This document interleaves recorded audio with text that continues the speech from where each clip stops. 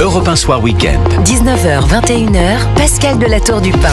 Je suis dans ce studio avec Gabrielle Clusiel, éditorialiste, rédactrice en chef du site Boulevard Voltaire, et Philippe Guibert, chroniqueur politique. Merci d'être là. On était en train d'échanger, pour vous dire, pendant la pause publicitaire, sur le cas de la petite Louise, 11 ans. On est effarés de cette succession de faits divers épouvantables où des enfants sans histoire, je parle de Louise, je parle de Philippine, je parle d'Elia, je parle de Lola, qui se font assassiner dans des circonstances épouvantables à la sortie de leurs activités, que ce soit le collège, l'université ou encore le sport. Écoutez, je voudrais qu'on réagisse dessus, mais on va peut-être écouter les mots de Gérald Darmanin, le garde des Sceaux, qui parle d'ensauvagement de la société. Bien sûr qu'il y a un ensauvagement de la société. Il faudrait être sourd et aveugle ou vivre dans un milieu extrêmement privilégié pour ne pas le voir. Les Français le voient. Il y a des violences beaucoup plus fortes. Les tentatives d'homicide ont largement augmenté dans d'autres pays. Les attaques au couteau ont largement augmenté dans d'autres pays. Ça ne veut pas dire qu'à tous les coins de rue, il y a un meurtre. Ça veut dire qu'il y a plus de violence dans la société et une jeunesse de plus en plus violente qui, par ailleurs, est diffusée de plus en plus sur les médias et les médias sociaux. Les mineurs d'aujourd'hui ne sont plus les mineurs de 1945 et il faut que la société en prenne conscience. Voilà les mots de Gérald Darmanin, le garde des Sceaux, tout à l'heure. Ensauvagement de la société, évidemment, tout le monde le constate, mais là c'est pire, parce que c'est pire. Ça touche des enfants sans histoire. Moi, je suis effarée. Je pense que tous les parents, vous êtes parents, Gabrielle, Philippe et moi-même.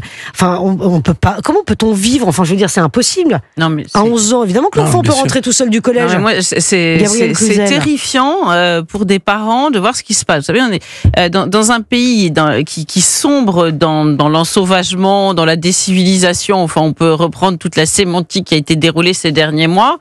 Ils ont le sentiment que l'État, qui quand même est dans une incapacité de réagir. Moi, je veux bien que Gérald Darmanin commente, mais on attend mieux que du commentaire. Nous sommes capables de commenter, nous aussi. Bon, l'État joue à la roulette russe avec leur enfant. Moi, à chaque fois, quand je commente sur ces plateaux ces drames terribles, je me dis, chaque parent dans son fort intérieur se dit, qui sera le suivant ? Est-ce que ce sera le mien ? Vous voyez ? Et c'est ça qui est terrible. Moi, j'ai un fils collégien qui rentre tout seul. Voilà, et je me dis, mais ça veut dire quoi ? Ça veut dire qu'il faut que je prenne ma voiture pour l'emmener, le ramener, enfin, vous voyez, c'est tous nos modes de vie qui sont en train de basculer, les modes de vie des familles ordinaires et sans histoire. Et moi, je crois que un jour, il y aura peut-être une manifestation, je disais ça, des parents, des mères de famille qui exigeront on mette un terme à ce laxisme judiciaire, parce que très honnêtement, là, je ne parle pas pour Louise, je n'ai pas d'éléments, alors je ne me permettrai pas de le faire, mais les autres cas, on sait très bien qu'il était question de récidive, d'OQTF, d'immigration, de laxisme judiciaire, et tout cela, il y a un moment où il va falloir quand même que cela trouve sa fin. Voilà. Philippe Guibert, alors Gabrielle Clusiel, factuellement, n'a pas tort sur effectivement les assassins de ses enfants. Gabrielle Clusiel a raison. Il a été établi que c'était des gens qui étaient connus non seulement des services de police ou sous OQTF dans le cas de Philippine. C'est vrai qu'il y a un problème. Enfin, je veux dire, ce sont des dangers publics qui sont laissés dans la nature. Non, bien sûr qu'il y a un problème. Et moi aussi, j'ai un beau-fils collégien qui doit avoir 11 ans et qui est en 6e et qui va au collège et qui rentre tout seul. Et il n'y a pas plus de 15 jours, 3 semaines, je crois que je l'ai déjà raconté à ce micro, dans un beau quartier parisien. Il y a eu des gamins près de son collège qui en ont menacé d'autres avec des couteaux. C'est pas la même affaire, il n'y a pas eu de drame. Et on n'est pas dans des quartiers difficiles, que les choses soient très très claires. Dans des quartiers on est plutôt dans des quartiers privilégiés, n'est-ce pas, Philippe Guibert ? Exactement. Et donc oui, bien sûr qu'il y a un énorme problème. Le problème est de savoir quoi faire. Alors là, dans le cas de cette pauvre petite fille, on n'a aucune information sur le meurtrier est toujours dans sur l'auteur du meurtrier, et sur l'auteur et le meurtrier. Ou l'est d'ailleurs. Ou l'est, oui, parce qu'on ne sait pas exactement ce qui s'est passé. Mais il est évident que alors il y a la question de la récidive, il y a la question de la violence des jeunes. Darmanin a quand même raison de dire qu'on a une augmentation de la violence dans notre société qui est inscrite dans les statistiques, dans les homicides qui remontent, dans les tentatives d'homicide, dans les coups et blessures blessures volontaires. Donc tous les actes de délinquance ou de criminalité avec violence augmentent. Donc c'est une réalité qu'on peut pas contester. Après, effectivement, on peut utiliser le mot qu'on souhaite. Décivilisation me semble particulièrement pertinent. Mais une fois qu'on a dit ça, que faire ? Il y a très probablement et sûrement un problème de justice pénale qui n'est plus adapté, en effet, à ce type de violence par rapport à l'ordonnance de 45. C'est incontestable. Non, mais c'est vrai, il a raison, Gérald Darmanin. Les mineurs de 1945, on parle de nos parents, voire de nos grands-parents, ne sont pas les enfants d'aujourd'hui. Ce qui était bagarre à l'époque se termine aujourd'hui à coups de couteau. Donc non, mais c'est quand même incroyable. Regardez cette histoire. Damary Lélis, aujourd'hui, plein match de foot, un gardien de but a sorti un couteau de sa chaussette pour poignarder un joueur de l'équipe adverse. Écoutez-moi bien, poursuivi par les coéquipiers de la victime, le suspect a sauté dans la Seine avant d'être interpellé. Il y a 9 blessés qui ont été recensés. Non mais enfin. Après, oui, vas-y. Gabriel, non, mais c'est simplement ce que je veux dire, c'est que ce constat, on le fait quand même depuis longtemps. Évidemment que cette ordonnance de 45 est totalement obsolète. On réagit avec ces enfants qui, en réalité, commettent des crimes d'adultes. Hein. Il faut quand même être clair là-dessus, pour certains.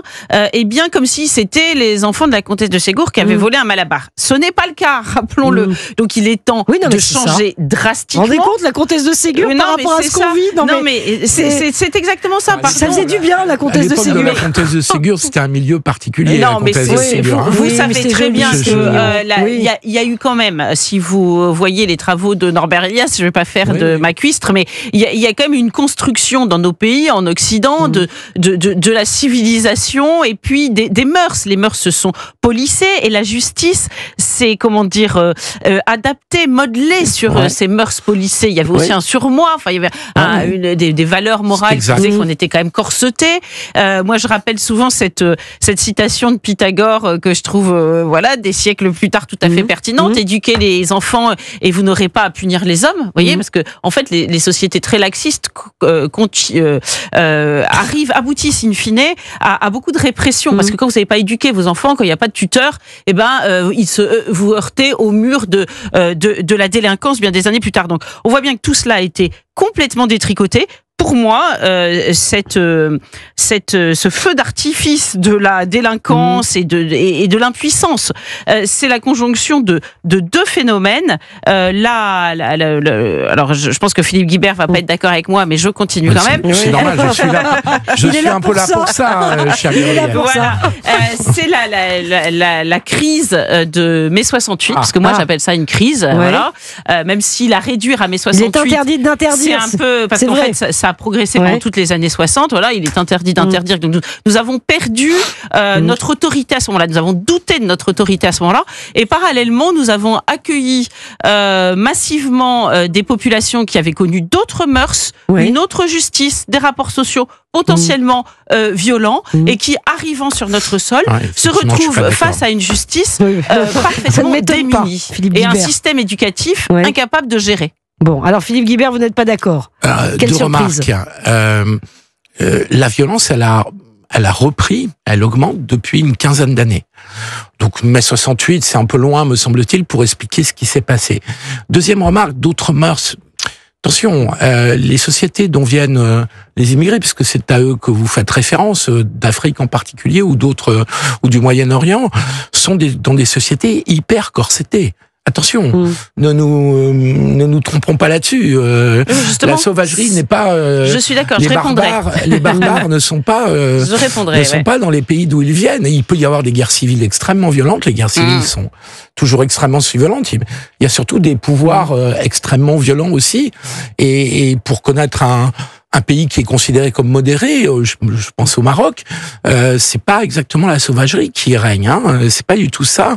Et le pouvoir des familles et de la police est extrêmement fort.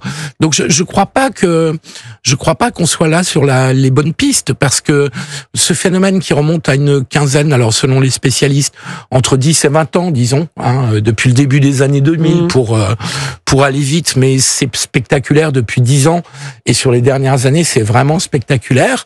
Je crois doit trouver d'autres explications. Moi, je pense que on a raté la justice pénale, en effet, des mineurs n'est plus adaptée parce que ça, je suis d'accord avec vous. Elle s'était adaptée à un certain adoucissement des mœurs et à la civilisation des mœurs, et donc elle était moins répressive. Simplement, on n'a peut-être pas compris que depuis 10-15 ans, il fallait sans doute revenir en arrière. Mais il me semble qu'il y a un deuxième sujet, parce que la justice pénale, c'est un sujet, mais il y a aussi la prévention. Un gamin, on ne sait pas si c'est un gamin dans le cas d'espèce dont on parle, si c'est un adolescent ou si c'est un adulte. Toutes les pistes sont sur la table. De toute façon, le repérage de jeunes violents ne peut pas se faire 15 jours avant qu'ils passent à l'acte meurtrier. Enfin, je veux dire, la violence, elle ne naît pas comme ça. Non, mais alors, justement... On a un problème de dépistage. Alors moi, je suis désolée. Je peux vous répondre sur 2 points. Oui. Le premier, vous dites, on remarque que cette violence augmente depuis 15-20 ans. Oui, entre 10 et 20 ans. On peut quand même émettre l'idée qu'il y a une corrélation précisément avec l'accélération de l'immigration massive ces 20 dernières années. Il y a un vrai sujet là-dessus, et je pense que vous en parlez à tous les policiers autour de vous. Ils vous le diront. Par ailleurs, vous dites, et vous avez raison, ils viennent de sociétés, ces personnes-là, ces jeunes que on peine parfois à contenir, de sociétés. Non, mais je reviens sur l'argument que vous m'avez opposé. Me semble restrictif. Non, mais écarter le problème de l'immigration me semble irénique. Voilà. Eh bien, précisément, la justice dans ces pays-là est bien plus répressive. Et donc, c'est des rapports sociaux différents. Non, mais quand vous demandez, les familles sont plus répressives et la justice est plus répressive. Vous avez raison, Philippe Guibert. Moi, si vous connaissez, vous parlez du Maroc, des Marocains, ils vous disent non, mais attendez, je vous assure que les gars chez nous, ils feraient pas la même chose. Hein. Non, et d'ailleurs, il y a des gens qui vivent en France toute l'année. Quand ils vont en vacances au Maroc, on leur dit, on m'a rapporté ça. Un juge leur a dit, attends mon gars, t'es pas en France là, hein, donc tu vas te calmer. Donc si vous voulez, ils ont une justice là-bas qui est adaptée à d'autres mœurs, à d'autres façons de vivre, d'autres rapports sociaux. Donc arrivent chez nous des populations qui se trouvent dans un système judiciaire qui n'est pas adapté. Vous voyez, c'est encore un problème de transfert c'est un des moultes problèmes que pose aujourd'hui l'immigration. Deux remarques là-dessus. Je pense qu'on est dans une société démocratique qui a eu un certain nombre d'évolutions, et je ne proposerais pas de revenir à des systèmes hyper répressifs comme on peut en connaître de côté de la Méditerranée. Première remarque, ce qui ne veut pas dire qu'il ne faut pas durcir la justice pénale, en particulier pour les mineurs. Et deuxième remarque, vous réduisez le problème à l'immigration ou aux enfants d'immigrés. Et là, je suis désolé, je vais reprendre des exemples très personnels dont on évoquait tout à l'heure, y compris dans des quartiers qui ne sont pas des quartiers d'immigration, qui sont des quartiers, disons, privilégiés. Vous constatez une augmentation de la violence, et pas de la part d'enfants d'immigrés. Mais alors, vous l'expliquez comment? Moi, je voudrais qu'on l'explique. Pourquoi les enfants d'aujourd'hui, d'où qu'ils viennent? Est-ce qu'il y a une libération des pulsions? Oui, mais une libération des pulsions, 68.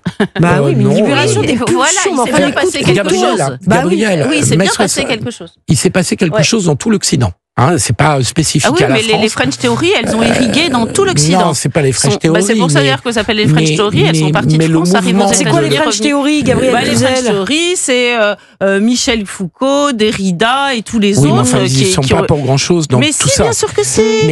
La prison, c'était une punition. C'est une punition, la prison, je vous le confirme, c'est fait pour ça. Non, mais la prison, oui, pardon. C'est parce que c'était une punition terrible qui favorisait la récidive. C'était l'antichambre du wokisme, pardon d'ailleurs. Dans la libération et c'est parti aux États-Unis, pardon, je reviens. C'est parti de France, ça arrive aux États-Unis et on les a appelés les French Theory et c'est revenu dans tout l'Occident avec toute la la caisse de ressonance que peut représenter les États-Unis. Je pense pas que la French Theory explique la montée de la violence dans nos sociétés. Moi je pense que si. Parce que ça explique le laxisme. Ça peut avoir un petit rapport avec ce que vous appelez le laxisme, mais en tout cas ça explique pas la remontée de la violence. Parce que c'est pas le laxisme à lui tout seul qui explique la violence. Pour partie, la libération des pulsions, elle tient à un système d'éducation qui a, à mon avis, failli. Oui. Là, nous sommes d'accord. Et là, le processus de civilisation dont vous parliez tout à l'heure, il repose sur une éducation, fondamentalement. Et donc, c'est là que nous avons failli. Alors après, on peut multiplier les causes et aller chercher les causes, mais encore une fois, elles sont loin de toucher uniquement des enfants d'origine émigrée. Je trouve qu'il c'est bon de le préciser. Je vous ai parlé d'un double facteur. Vous passez à côté d'un phénomène majeur dans la société. Vous avez une hybridation de deux facteurs. Nous sommes d'accord. Vous voyez dans des quartiers où il n'y a pas d'immigration, ou en tout cas il y en a très très peu, la symbolique du couteau revenir très fortement. Il n'y a pas de quartier où il n'y a pas d'immigration aujourd'hui. Il y a des quartiers, il y en a beaucoup moins. Avec la politique de la ville, il n'y a pas de quartier sans immigration. Non, excusez-moi, il y a des quartiers avec beaucoup moins d'immigration, mais il n'y a pas de quartier sans immigration. Il y en a très peu même. Donc je vous assure que la pratique du couteau, la symbolique du couteau pour des jeunes garçons qui ont 15-16 ans, qui rentrent au lycée ou qui sortent du collège, elle est très forte, y compris dans des quartiers où il y a très peu d'immigration. Ouais. Bon, écoutez, moi, cette histoire du couteau, là aussi, on pourrait en parler pendant des heures, mais je vois monter une petite musique que je trouve prodigieusement agaçante. Enfin, pas de vous, je vous agresse pas du tout, Philippe Guibert, c'est plutôt de l'ambiance. Faites comme vous voulez, cher Gabriel. J'aime quand vous m'agressez. Je veux rester aucune agressivité. Mon interlocuteur. Non, mais ce que je veux dire, c'est qu'on parle du couteau. Autrefois, les enfants avaient des couteaux. Mon père était dans un milieu paysan. Son père lui-même avait un couteau. Il coupait tout avec. Il rompait le pain, il bénissait. Vous savez, les marins coupaient les scouts ont un couteau. Je veux dire, c'est pas le couteau qui fait l'agression. Sinon, comme il y a des attaques aux voitures béliers, on va supprimer les voitures. Vous voyez, on peut tirer le fil à l'infini. C'est pas le couteau le problème. Le problème, c'est celui qui le tient. C'est un peu le problème quand même. C'est un peu le problème quand même. C'est pour ça que d'ailleurs certains responsables politiques ou judiciaires disent qu'il va falloir revoir un petit peu la législation sur le port d'armes et sur le port de couteaux. Et je vous assure qu'on en trouve dans des beaux quartiers avec des gamins qui se livrent à des petits trafics et pour qui c'est une forme de je vous assure, c'est pas des statistiques d'affirmation de virilité pour dire les choses grossièrement. Allez, on va parler de l'intelligence artificielle dans un instant. Emmanuel Macron a commencé à s'exprimer. Évidemment, on va suivre ça en direct sur Europe 1 et Bruno Bonnel est arrivé, me confirme-t-on, dans les locaux d'Europe 1, oui, secrétaire général pour l'investissement en charge de France 2030, il va nous décrypter ce qu'annonce Emmanuel Macron. Il est 20h30. Attention, dans moins de 30 minutes, vous allez pouvoir jouer au Top Jeu Europe 1.